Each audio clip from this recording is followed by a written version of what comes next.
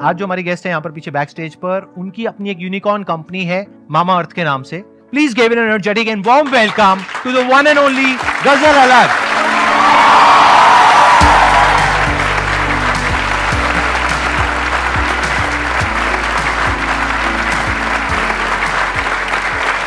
Please. इस session को हम 2 पार्ट में डिवाइड करेंगे. पहले पार्ट में मैं इनसे समझने की कोशिश करूंगा कि इन्होंने क्या किया, किस तरीके से किया, इनसे कुछ क्वेश्चंस पूछूंगा. उसके बाद में जो हमारे पास में सेकंड हाफ होगा, तो उसमें आप लोगों के माइंड में जो भी क्वेश्चंस होंगे वो आप इनसे पूछ सकते हैं. आप थोड़ा सा बताएंगे अपनी जर्नी के बारे में कि आपने कैसे शुरू किया. मामा अर्थ एक्चुअली शुरू हुआ था जब मैंने अपने फर्स्ट बेबी को जन्म दिया था. दिस इज 2014 एंड इस टाइम पे मैं न्यूयॉर्क, एक्चुअली उससे पहले न्यूयॉर्क रह के आई थी.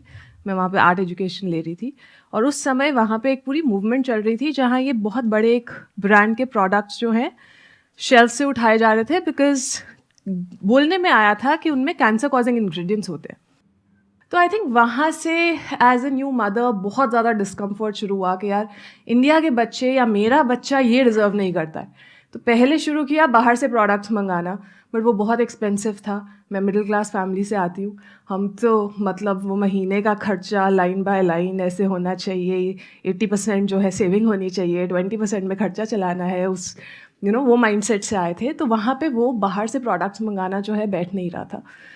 तो वहाँ पे पहले तो बहुत क्रिप किया, मतलब जैसे एक वाइफ अपने पति के पास जाके बोलती है कोई कुछ कर क्यों नहीं रहा है, इंडिया में ये प्रॉब्लम है, सॉल्व क्यों नहीं कर रहा है. और वहाँ से शुरुआत हुई थी मामा अर्थ की. दिसंबर 2016 में हमने ब्रांड लॉन्च किया था 6 बेबी केयर प्रोडक्ट्स के साथ. और उस टाइम हमारा विजन था कि ये ब्रांड सिर्फ बेबीज़ के लिए है, उतना ही रहेगा. कैटेगरी भी छोटी थी, बट हमें उस टाइम लगता था 100 करोड़ का ब्रांड बना लिया, मतलब we would have killed it, right. ये तो बहुत अच्छा कर लेंगे हम, उससे ज़्यादा तो एस्पिरेशन क्या हो सकती है. बट जैसे जैसे, क्योंकि हम कंज्यूमर्स की बात सुन रहे थे, उन्होंने ही हमें बोला कि सिर्फ बेबी क्यों, मम्मियों को भी तो चाहिए ये वाले प्रोडक्ट्स. बेबीज़ जो है मदर्स के इतने क्लोज रहते हैं. तो वहाँ से मदर्स के लिए प्रोडक्ट बनाने शुरू किए. फिर फादर्स डे पे कैंपेन उठाया किसी ने कि ये मामा अर्थ क्यों है, ये पापा अर्थ क्यों नहीं है.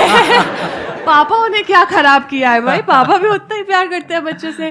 तो फिर उस तरीके से जो है हमारी कंपनी एक बेबी केयर कंपनी से एक ब्यूटी पर्सनल केयर कंपनी बनी. और अब हमारे पास 300 प्रोडक्ट्स हैं across baby category, skin, body, hair, face, exhaustive list. और बड़ी रिसेंटली हमने जो है कलर केयर में भी एंट्री ली है. एंड सबसे इम्पॉर्टेंट बात, जब हमने स्टार्ट किया था हम एशिया के only made safe certified brand थे. तो हमने सिर्फ इस चीज़ पे नहीं रिलाई किया कि हम कह रहे हैं अच्छे तो आप विश्वास कीजिए. हमने बोला कंज्यूमर सिर्फ तभी विश्वास करेगा अगर कोई तीसरा बंदा बोलेगा कि यार हमने टेस्ट किया, ये सही है, ये सेफ़ है.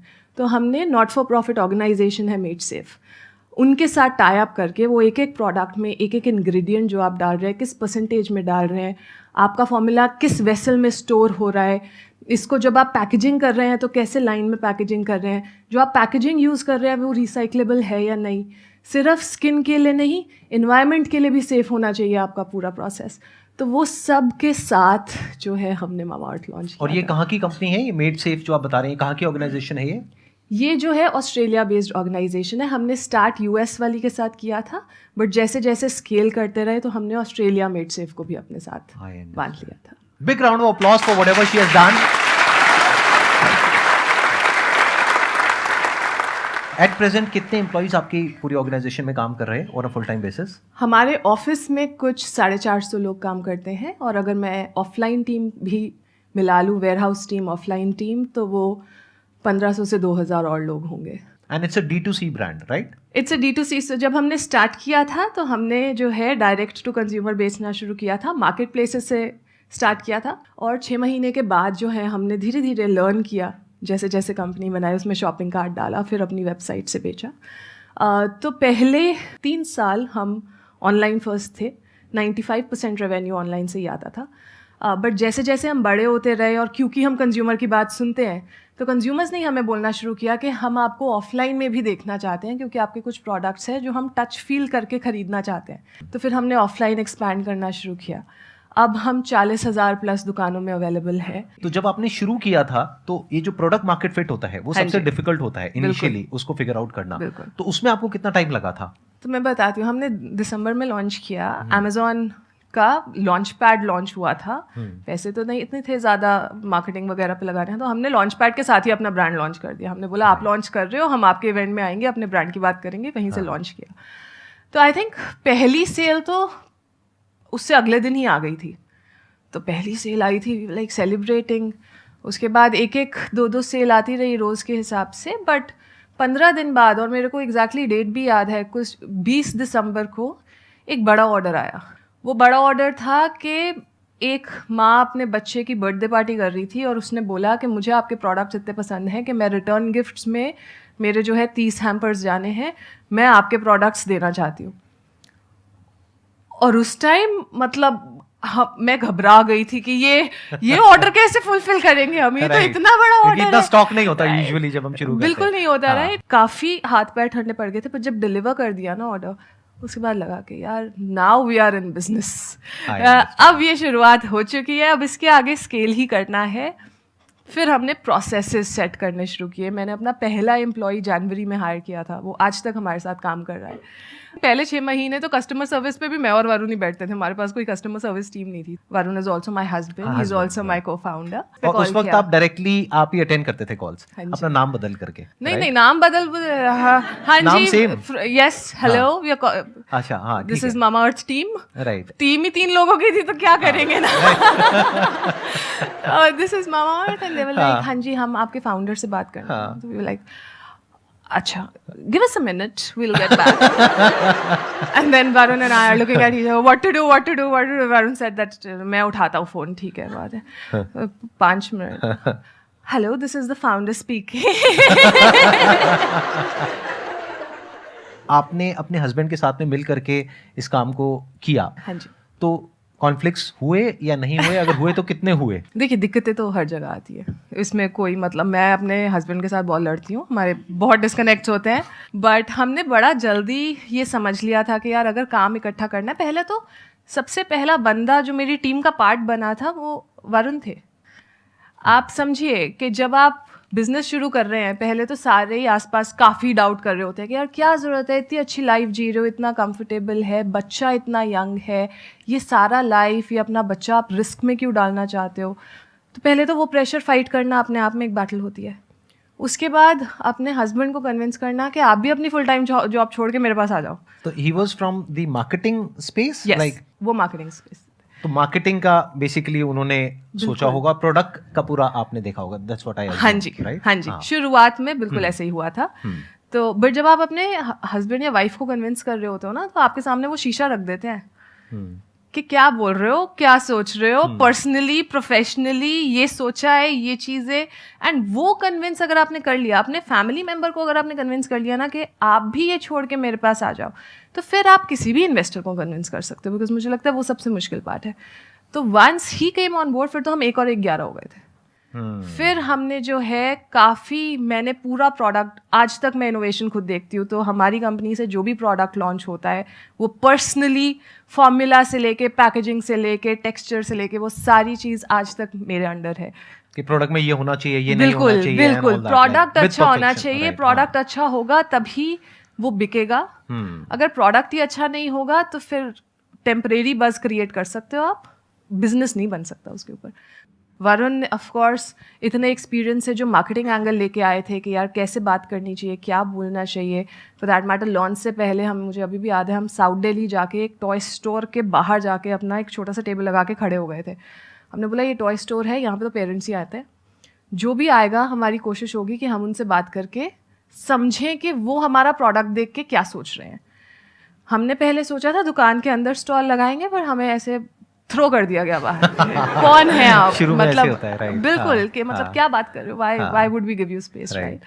तो हमने दुकान के बाहर वो वॉकवे होता है जहाँ पे जो कॉमन पैसेज होता है, वहाँ पे हम लगा के खड़े हो गए थे। वहाँ पे जैसे जैसे कंज्यूमर आते रहे, हमने बहुत बात की। एक लंबी सी गाड़ी से एक ममा उतरी, उनके ट्विंस थे, 2 नैनीज थी। तो मुझे तो बड़ा स्ट्रॉन्ग कॉन्फिडेंस था, मैंने बोला ये पक्का प्रोडक्ट समझेंगी, ये प्रोपोजिशन भी समझेंगी, इनसे बात करते हैं। तो जैसे जैसे मैंने उनसे बात करना शुरू किया, उन्होंने बड़े अच्छे से क्रीम लगाई, देखी बहुत अच्छी है, मॉइस्चराइजेशन बहुत अच्छा है। सारा कुछ करने के बाद उन्होंने बॉटल पे देखा, कहते इस पे लिखा है कि सल्फेट फ्री है, क्या फ्री दे रहे हैं आप इसके साथ? और मतलब मेरा मुंह आज भी उस बात पे ऐसे ही खुलता है, और उस टाइम भी ऐसे ही खुला था। आई वाज लाइक, ये तो हम बड़े गलत अजम्पशन में रह रहे हैं कि हम ऐसा बिजनेस बना देंगे, हम ऐसे यहाँ तो कंज्यूमर को समझ ही नहीं आ रहा है कि हम बात क्या कर रहे हैं। राइट, हमें तो ये भी समझाना पड़ेगा ये सल्फेट और पैराबेन है क्या। तो उस तरह से, जहाँ मैंने बोला कि वेबसाइट पहले 6 महीने के लिए सिर्फ लर्निंग के लिए थी कि यार आप आके समझिए बस और कुछ मत कीजिए, बहुत सारे ब्लॉगर्स से बात की, बट आई थिंक शुरू से जो एक चीज़ हमने किया है ना, वो कंज्यूमर कनेक्ट, कि यार जब आप उसकी तकलीफ समझोगे और उसकी तकलीफ के हिसाब से अपना कंटेंट क्रिएट करोगे, अपना प्रोडक्ट क्रिएट करोगे, अपनी कम्युनिकेशन क्रिएट करोगे, उसकी भाषा में आप उससे बात करोगे, वो अपने आप प्रोडक्ट उठाएगा। वो बहुत ज़रूरी है। तो अब बताइए, अब आप लोगों के माइंड में कुछ क्वेश्चंस आ रहे होंगे जो आप इनसे पूछना चाहते हैं। अपने स्टैंड पॉइंट से मत पूछिएगा, जो भी इन्होंने बताया है उस स्टैंड पॉइंट से अगर आप कुछ पूछना चाहते हैं तो आप पूछ सकते हैं। मेरा क्वेश्चन है कि जैसे कि हम कोई बिजनेस स्टार्ट करते हैं तो उसके लिए हमें क्या चाहिए होता है? कम्युनिकेशन स्किल्स चाहिए होती है। तो आप मुझे ऐसा कुछ बताइए कि मैं जो अपना बिजनेस स्टार्ट करना चाहूँ तो मैं कैसे कर पाऊँ, कन्विंस स्किल को भी यूज़ करने के साथ साथ। देखिए, बिजनेस शुरू करने के लिए कम्युनिकेशन स्किल सबसे ज़रूरी स्किल नहीं है। बिजनेस शुरू करने में ना 2 चीज़ें कोर होती हैं, या तो वो कोई प्रॉब्लम सॉल्व करे या फिर वो किसी चीज़ को ज़्यादा कन्वीनियंट बना दे। जब इन दोनों बकेट्स में आपका आइडिया रहेगा ना, तो आधा काम तो वहीं पे हो जाता है। उसके बाद आता है बिजनेस को एग्जीक्यूट करना, जहाँ पे सबसे बड़ा फोकस आपका प्रोडक्ट पे होना चाहिए। चाहे वो प्रोडक्ट फिजिकल फॉर्म में हो, चाहे आप कोई सॉफ्टवेयर बना रहे हो, चाहे आप फाइनेंस में कोई प्रोडक्ट बना रहे हो जो आप बेचना चाहते हो, वो डिपेंड करता है। बट प्रोडक्ट ऐसा होना चाहिए कि आप जिसको बेचना चाहते हो उसको वो बात समझ में आ जाए, राइट? फॉर एग्जाम्पल, अगर मैंने ब्यूटी में उस टाइम पे कोई प्रोडक्ट करना था, बहुत सारे बड़े ब्रांड से कितने सालों से यूज़ करते हुए आ रहे थे लोग, अब उनको सडनली बोलना कि मैं एक नया ब्रांड हूँ, आप मुझे खरीदिए, बहुत मुश्किल था। तो मैंने वहाँ पे प्रॉब्लम समझी। प्रॉब्लम ये थी कि यार सर्टिफाइड सेफ प्रोडक्ट कोई भी नहीं था। उसमें प्रॉब्लम सॉल्व मैंने कैसे की कि यार जहाँ आप बड़े ब्रांड यूज़ करते हो बहुत महंगे होते हो, मैंने आपको जितने में आप अभी ब्रांड खरीद रहे हो उससे आप 15% एक्स्ट्रा दो, आपको ये इतने सारे बेनिफिट्स मिलेंगे इस प्रोडक्ट से। वहाँ से मैंने कंज्यूमर अट्रैक्ट करना शुरू किया। और इंडिया की सबसे खूबसूरत बात यह है कि यहाँ पे ना कहानियाँ स्प्रेड होती है।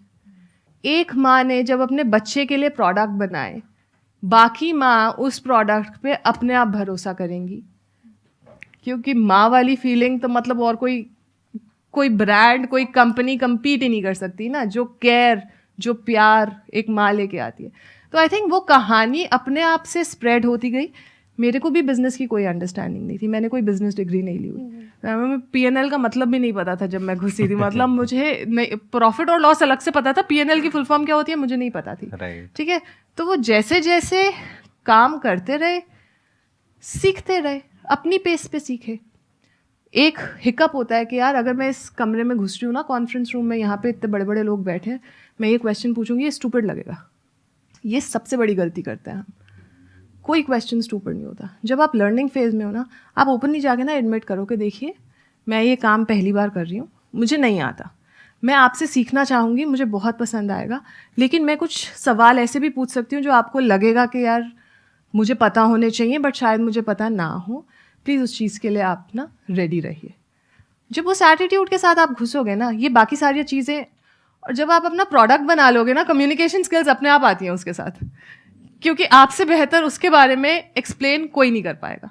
यहाँ पर ना एक बहुत इंपॉर्टेंट चीज है समझने वाली। Whenever you talk about communication skills, तो आपके बैक ऑफ द माइंड ये चलता है कि मैं इंग्लिश में बोलने में ज्यादा अच्छे नहीं हूँ। हिंदी में तो आप अपने घर में बहुत अच्छे से बात करते होगे, नॉन स्टॉप बोलते ही रहते होगे, घर वाले कहते होंगे चुप हो जा, बहुत बोल रहे, राइट? ऐसा होता है नहीं होता है? तो इसका मतलब कम्युनिकेशन स्किल्स आप सबकी बहुत अच्छी है, घर में बड़े अच्छे से कम्युनिकेट करते हो, अपने भाई बहन के साथ, फ्रेंड्स के साथ, घर में पेरेंट्स के साथ, सबके साथ कम्युनिकेट कर लेते हो। But you are talking about communication skills from the standpoint of English language, which is not important. अभी यहां पे इंग्लिश में कौन बात कर रहा है? कोई भी नहीं। तो इस गलत फहमी को अपने माइंड से निकालिए। जो इन्होंने बात कही बहुत ही अच्छे तरीके से इन्होंने एक्सप्लेन किया कि बेसिकली आपको एक प्रॉब्लम को सॉल्व करना है, और अगर वो प्रॉब्लम आपने खुद फेस करी है और फिर आप उसको सॉल्व कर रहे हो तो वहां पे पैशन भी आ जाता है। जैसे इन्होंने खुद एक प्रॉब्लम को फेस किया एज मदर, फिर एक पैशन के साथ में जा करके उस प्रॉब्लम को सॉल्व करने के बारे में सोचा, सबके बारे में। बट अभी जो आपने बात कही उससे मेरे माइंड में एक थॉट आ रहा है कि आपने ये कहा कि जब आपने अपने प्रोडक्ट लॉन्च किया तो आपने अपना जो प्राइस है वो औरों से ज्यादा रखा 15%। जी। बट जब आपने ज्यादा रखा तो क्यों उन्होंने चूज किया एक ऐसी कंपनी को जो कि अभी इतना लोगों ने सुना हुआ नहीं है, अब तो एस्टैब्लिश हो गया आपका ब्रांड, बट उस टाइम की अगर बात करी जाए 6 साल पीछे, तो क्या रीजन था? मतलब क्यों लिया लोगों ने? आपको क्या लगता ये है? भी हमने उनसे बात करके ही समझा था, क्योंकि हम जो इंग्रेडिएंट डाल रहे थे प्रोडक्ट में वो महंगे थे। ऑफ कोर्स जो बाकी लोग यूज कर रहे थे वो तो बड़ों में भी वही जा रहा है, बच्चों में भी वही जा रहा है, सबसे सस्ता इंग्रेडिएंट है, उसकी मात्रा ज्यादा रख के जो है प्रोडक्ट बना के बेच दिया। वो क्वालिटी प्रोडक्ट की अच्छी नहीं थी, वो आपको नहीं यूज करना चाहिए। जो हमारे जैसे बहुत सारे पेरेंट्स थे मेरे सर्कल में ही, मैंने फ्रेंड्स एंड फैमिली से सबसे पहले बात किया जिनके बच्चे हुए थे उसी टाइम पे। उसके बाद जो है मैंने उनके फ्रेंड्स एंड फैमिली से बात किया, और बहुत सारे लोग ऑलरेडी बाहर से ही प्रोडक्ट्स मंगा रहे थे, क्योंकि उनको ये पता था कि यार जो यहाँ इंडिया में मिल रहा है ना वो हमारा क्वालिटी स्टैंडर्ड मैच नहीं करता जो हम अपने बच्चे को देना चाहते हैं। तो आई थिंक वहाँ से जब हमने उनसे बात किया, हमने प्राइस पॉइंट भी डिस्कस किया। हमने बोला कि मतलब हम इतने पे लॉन्च करना, क्योंकि उस टाइम ग्रॉस मार्जिन कितना होना चाहिए कितना नहीं होना चाहिए वो भी हमने आइडिया लगाना था, हमें समझना था। और उस टाइम पे उन्होंने बोला कि यार ये लोशन जो है 200 रुपये का आता है, मैं 300 रुपये देने को तैयार हूँ, बट मुझे जो है नेचुरल इंग्रेडिएंट चाहिए प्रोडक्ट में, श्योरिटी चाहिए मुझे कि ये उसमें हार्मफुल केमिकल्स नहीं चाहिए। बिल्कुल ठीक है, तो बस वही मल्टीपल लेके, वही ऐसे एनेक्डोट्स लेके हमने जो है अपनी प्राइसिंग स्ट्रैटेजी की। उसमें हमारे लिए बहुत ज़रूरी थी कि जितने पे हम प्रोडक्ट बना रहे हैं और जितना MRP होना चाहिए उसका जो मार्जिन होता है, जो कॉग्स इनटू MRP का रेशो जो होता है वो 6 गुना से ज़्यादा होना चाहिए। बिकॉज ऑनलाइन बिजनेस में आपको जो है कमीशंस भी देनी पड़ती हैं, आपको जो है डिस्काउंट भी देना पड़ता है, बहुत सारे ओवरहेड कॉस्ट भी आते हैं, रिटर्न्स भी होते हैं। इससे कम पे तो आप पैसा गवाओगे, आप पैसा बना नहीं पाओगे। तो आई थिंक हमारी वो वाली स्ट्रैटेजी कंज्यूमर से बात करके ही हमने बनाई थी, इसलिए वो चल भी गई। जब 100 लोगों ने बोला कि हम खरीद लेंगे, वहाँ से हमें ये भी पता चल गया कि यार प्राइस बिल्कुल ठीक है, इससे कम करने की ज़रूरत नहीं है। फिर हमने उसको स्केल किया। तो पहला बहुत ज़रूरी है कि छोटे ऑडियंस के साथ आप अपना कम्युनिकेशन, प्रोडक्ट और प्राइस टेस्ट कर लीजिए। मैं थोड़ा सा इसको और समझना चाहूंगा कि उस टाइम पे जब आपने लॉन्च किया था, यानी बेबी प्रोडक्ट से आपने शुरू किया था 6 प्रोडक्ट से, तो क्या उस टाइम पे कोई और भी कंपनीज थी इंडियन जो कि ऑर्गेनिक इस तरह के प्रोडक्ट सेल कर रही थी, या you got that first mover advantage कि उस टाइम पे आप ही थे पहला जो कि उस टाइम पे कोई भी बड़ी कंपनी ये नहीं कर रही थी। अच्छा, 1-2 छोटे छोटे लोग थे, बट वही बात थी कि वो सब कह रहे थे हम अच्छे हैं, हम अच्छे हैं, हम अच्छे हैं। हमने बोला हम नहीं बोलेंगे हम अच्छे हैं, दूसरे लोग हमारे लिए आके बोलेंगे कि हम अच्छे हैं। और जब वो लेबल मिलता है ना, Asia's first made safe certified brand, खाली इंडिया का नहीं, एशिया का पहला मेड सेफ सर्टिफाइड ब्रांड, वहाँ से हमने ट्रस्ट विन किया था लोगों का। यहाँ पर एक बहुत इंपॉर्टेंट बात समझने वाली है कि whenever you are doing something, तो आपको कुछ अपने जो कॉम्पिटिटर्स हैं, जो बाकी के लोग हैं, उनसे कुछ अलग करना पड़ेगा। तो इनकी जो स्ट्रैटेजी है उसमें जो मुझे सबसे स्ट्रॉन्ग जो एक फैक्टर नजर आ रहा है दैट इज मेड सेफ। हाँ जी, क्योंकि अगर मेड सेफ नहीं होता और ये क्लेम करते ऑर्गेनिक है, तो उसका सर्टिफिकेशन क्या है, उसकी गारंटी क्या है कि वो ऑर्गेनिक है? बहुत सारे लोग आज की डेट में क्लेम कर देते हैं कि हम ऑर्गेनिक हैं, हम ये हैं, हम वो हैं, whatever it is, but they are themselves saying it, not a third party, that to an unbiased party. सबसे मुश्किल चीज जो हमने क्रैक की है शुरू में वो मेड सेफ था, but it was worth it, क्योंकि कंज्यूमर का ट्रस्ट उसकी वजह से आया। हम लोग सुनते रहते हैं कि पैशन को फॉलो करो, अपने पैशन को फॉलो करो, but I want to know what is the exact definition of passion. जो चीज आपकी नींदें उड़ा दे, आपको रात को सोने ना दे, वो पैशन है।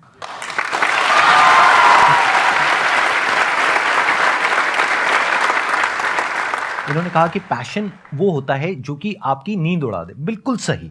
लेकिन इसके साथ साथ में आपको एक चीज और भी देखनी है कि कहीं आपका वो पैशन ऐसा ना हो कि वो औरों की भी नींद उड़ा दे। फॉर एग्जाम्पल, आप कहते हो मेरा पैशन है सिंगिंग, और वो पैशन आपकी नींद उड़ा देता है, लेकिन पड़ोसियों की भी नींद उड़ा देता है और वो पुलिस को फोन कर देते हैं, राइट? तो गड़बड़ हो जाएगी। You are getting where I am coming from. Important चीज यहां पर क्या समझने वाली है, आप लोग कहां पे मिक्सअप करते हो, कहां पे गड़बड़ करते हो। बार बार जब आप पैशन की बातें करते हो तो आप ये नहीं समझ पाते कि पैशन और प्रोफेशन दो अलग अलग चीजें होती हैं। एक है आपका पैशन, वो कुछ भी हो सकता है, वो क्या है वो बताना बड़ा आसान है। क्या है ऐसा जो रात को आपकी नींदें उड़ा देता है? बताओ, क्या करते हो पूरी रात? मत बताओ, हाँ आगे बढ़ते हैं।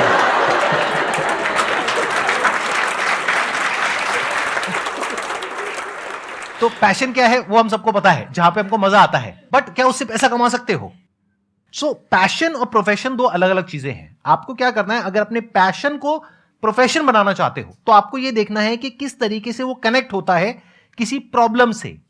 वो प्रॉब्लम जो किसी और की हो, आपकी ना हो।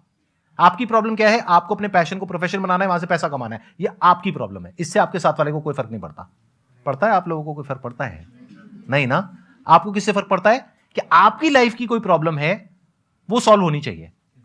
अगर वो कनेक्ट होता है इनके पैशन से, फिर आपको वहां पे एफर्ट लगाना पड़ेगा। इसको प्रोडक्ट मार्केट फिट बोलते हैं, कि आपने एक प्रोडक्ट डेवलप किया बेस्ड अपॉन कि आपको लगता है कि मेरे अंदर ये स्किल है, या ये बर्निंग डिजायर है, या ये डिजायर है ये करने का। जैसे इनके केस में अगर देखा जाए तो इनका पैशन क्या था उस टाइम पे जब इन्होंने कंपनी शुरू करी, कि मेरे को अपने बच्चे के लिए कुछ ऐसे प्रोडक्ट्स चाहिए जो कि बिल्कुल सेफ हो। वहां से इनको एनर्जी मिली इस काम को शुरू करने की। फिर उसके बाद में बहुत सारे चैलेंजेस आए। अभी तो अगर ये बैठ करके बताएंगी ना कि कितने चैलेंजेस आए, तो you can't even think in the wildest of your dreams कि कितने चैलेंजेस आए होंगे। अगर इनकी अकेले की ये प्रॉब्लम होती और इनका पैशन होता और ये सॉल्व भी कर लेती, तो वहां से एक बिजनेस खड़ा नहीं होता, पैसा नहीं आता। बट ये इनकी अकेले की प्रॉब्लम नहीं थी, ये और सब मदर्स की प्रॉब्लम थी, पूरी दुनिया की प्रॉब्लम थी। तो जब इनका पैशन एक बड़ी प्रॉब्लम से कनेक्ट हो गया, तो एक बड़ी बिजनेस अपॉर्चुनिटी वहां पर क्रिएट हो गई। You got the answer? Please have a seat, बैठिए। हमारा क्वेश्चन ये है कि सर हमारा माइंडसेट जॉब में भी होता है सर, बिजनेस में भी होता है, और इसमें हम सर खुद से भी सेल्फ डिपेंड होकर के सर कोई भी डिसीजन खुद से डिसाइड नहीं कर पाते कि हम एक्चुअली करें तो क्या करें। और इसी में सर हम दिन रात लगे रहते हैं, लेकिन कुछ हो नहीं पा रहा है sir. It's a good question. मतलब कि क्या कोई ऐसा तरीका है जिससे कि एक इंसान ये पता लगा सके कि उसको जॉब करना चाहिए या बिजनेस करना चाहिए बेस्ड अपॉन हिज और हर पर्सनैलिटी? क्या आप कुछ शेयर करना चाहेंगे अपने एक्सपीरियंस के बेस पे कि मतलब एंटरप्रेन्योर्स में क्या अलग होता है? अपना एग्जांपल शेयर करती हूँ।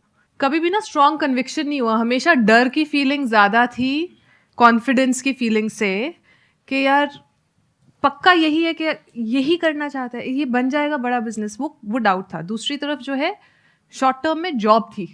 तो आई थिंक शुरू में मैंने जो है जॉब वाला वे लिया कि पहले ये कर लेती हूँ, ये करते करते फिगर आउट करती हूँ कि जो मैं करना चाहती हूँ वो और बेटर कैसे होगा। मेरे बाय द वे मामाअर्थ से पहले 2 स्टार्टअप्स रहे हैं जो मैंने शुरू किए, और 1.5-2 साल में मैंने बंद भी करे। तो वहाँ पे completely different set of learnings हैं। बट पहले जॉब किया, जॉब करते करते अपने आइडिया को शार्प किया, ताकि टेम्परेरली भी पैसा जो इनकम है वो ना रुके, मैं कमाती रहूँ, मैं सेल्फ इंडिपेंडेंट रहूँ। जैसे जॉब करते करते मुझे लगा कि अब ये बिजनेस जो है इस स्टेज पे है कि मैं ये छोड़ के अपना पूरा समय इस पे लगाना चाहती हूँ। फिर मैंने जो है अपना आइडिया पिकअप किया और मैंने स्टार्ट किया। मेरा लॉजिक भी हमेशा वही रहता है कि अगर आपको डाउट ज़्यादा है कंपेयर टू कॉन्फिडेंस, बिकॉज जब आपको कॉन्फिडेंस होता है ना, तो फिर आप वो ऐसे उछलती हुई मछली बन जाते हो, फिर आपसे रुका नहीं जाता, फिर कोई चीज़ मैटर नहीं करती। आपको जो है घुसना होता है उसके अंदर फुल फ्लेजेडली कि यार ये मैं क्रैक कर लूँगी, क्योंकि मुझे पता है क्या करना है। मेरा बड़ा गोल माइट भी ये हो, बट मुझे पता है पहले 10 कदम मेरे ये होने वाले हैं। तो एक के बाद एक के बाद एक के बाद एक, वो आप रात को सो नहीं पाओगे जब तक आप उसको एग्जीक्यूट नहीं करोगे। तो वहाँ पे अपने आप फिर जॉब छूट जाती है। Excellent point. Let's give a big round of applause for her. Thank you so much, Ghazal, for coming, and Thank it you was for a having pleasure me. meeting you and pleasure talking to you.